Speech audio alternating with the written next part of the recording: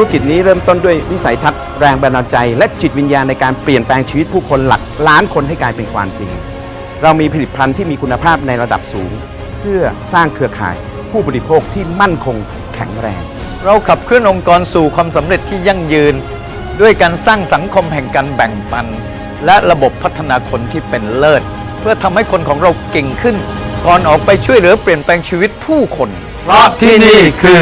Success Mall